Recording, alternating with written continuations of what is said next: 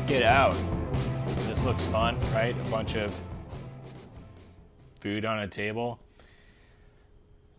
That was bad. Let's start over. What up, guys? As you can see, I have a ton of food laid out here, and you're probably asking yourself, what are you doing with all this food? I'm like, well, I'm gonna eat it.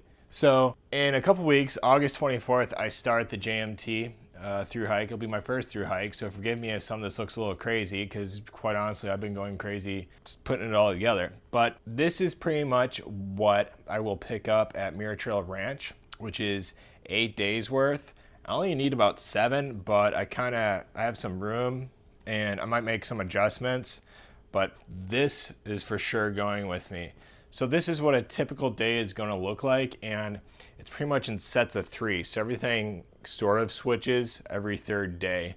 That way I'm not having too many sweets, and I mix that up with fruits. I want to just walk you through that. Up here, so for example, a day 1, it might be a Pop-Tart for the morning. Pretty much all my breakfasts will either be a Pop-Tart, dried fruit, or honey bun. I really like honey buns in the morning. I don't know why, I just did it once and it tasted great. And you would notice I'm not cooking in the morning. Typically I would bring an oatmeal of some sort. But for this hike where, you know, your fuel and everything comes into play and it weighs and time, I'm not gonna be cooking. I'm not even gonna be drinking coffee in the morning. So my whole idea is to only cook once, which will be at night for my dinners.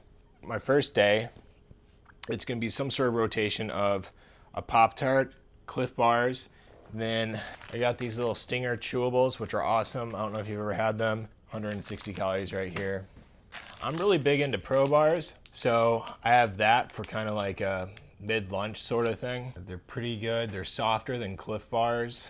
And then after that, I have just these little packets of almonds, which are actually, I mean, almonds are pretty good. These are also, this little thing is like 200 calories. And then from there, for throughout the day, I have some Gatorade packets. I'm not necessarily gonna have 2 per day, but what I'm gonna do is actually, I'm gonna have a separate baggie that I'm gonna pack all my like drink mixes into. And then, you know, if I want a Gatorade, I'll pull it out. And I'll probably make adjustments on the trail as I go. But for right now, that's just what I'm packing and shipping out there. And then for dinner, that's where I'll have my hot meals. So like right here, you got Packet Gourmet. This is the chicken and dumplings. I was pretty excited to try it, and it tasted really good. It was actually better than most like soups that I've had. Pretty good. And then also, as you'll see for my dinners, I am doing the, I'm not fully doing the Ziploc method, but what I've done is I've put all the food into here with the baggie, and then I've rolled it up to save space in my bear canister. And then that way I can still cook it in here. And I actually had intended, how this packet is, I bought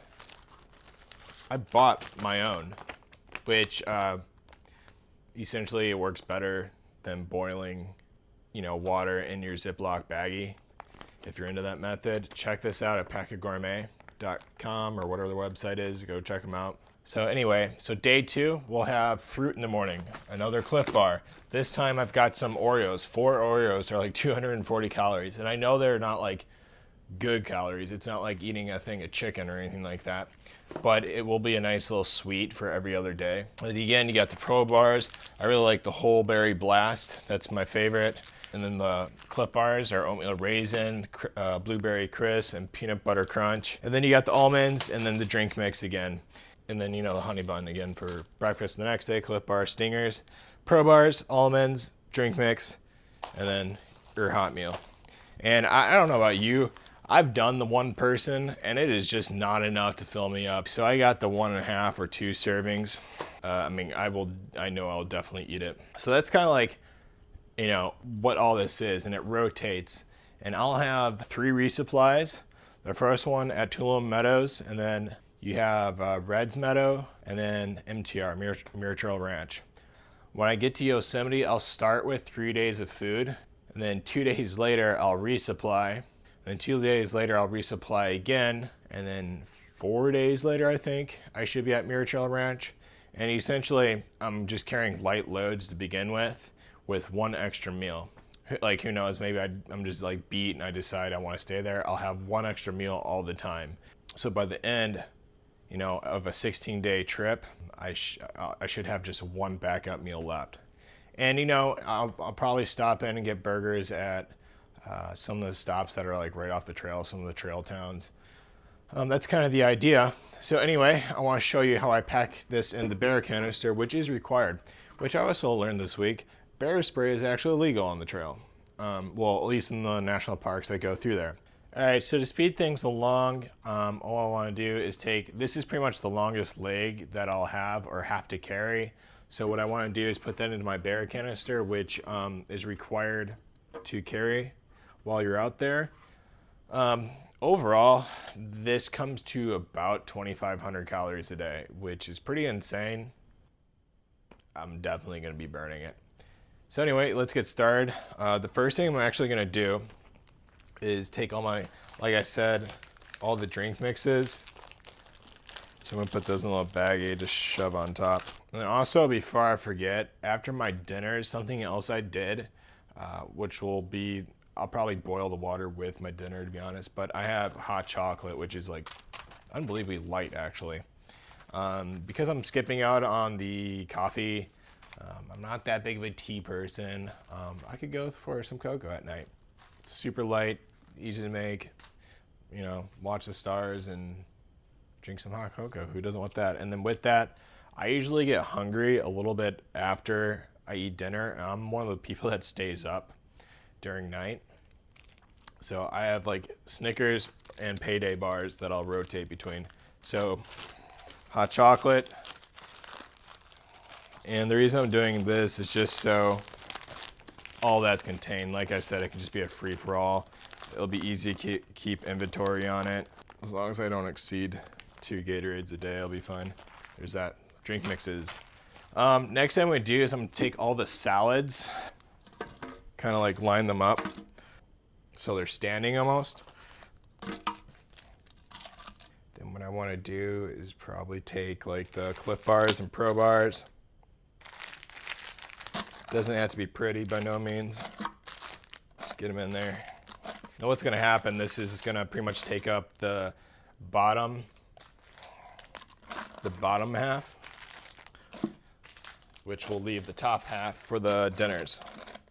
The plan will be to take like the snacks and stuff that I need for the day out the night before, or probably not the night before because I'll have to keep it in the bear can. But like that morning, I'll get all the meals out. That's usually what I like to do. On a typical weekend trip, I'll have everything in Ziploc baggies, so I just take one out and that's what I need for the day, but this is a little different. So now we're gonna take the Pop-Tarts, which are always a hit and miss. Like sometimes they're just crushed, other times they're good. And pretty much from here on out, it becomes Tetris. So that's what that's looking like. You can see. And that's actually taking up a little bit less than half. All the soft stuff, like the stingers, will probably get shoved in like last, I guess. Just shove things where you can. So I got some space down over here. Fill in those corners. So yeah, now I rolled these. Gotta get the air out.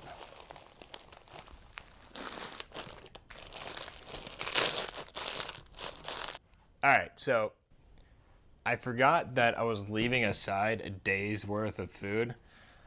So at the end of the day, when I go through all this, there would be room here. But this is everything I need for the second leg, including that first day. It's definitely a tight squeeze. And again, I might make adjustments when I'm out there, but I'm for sure gonna send all this to myself. And there's room in here. It's kind of how it is. It's not too bad. But let's get a quick weigh in. Zero it in.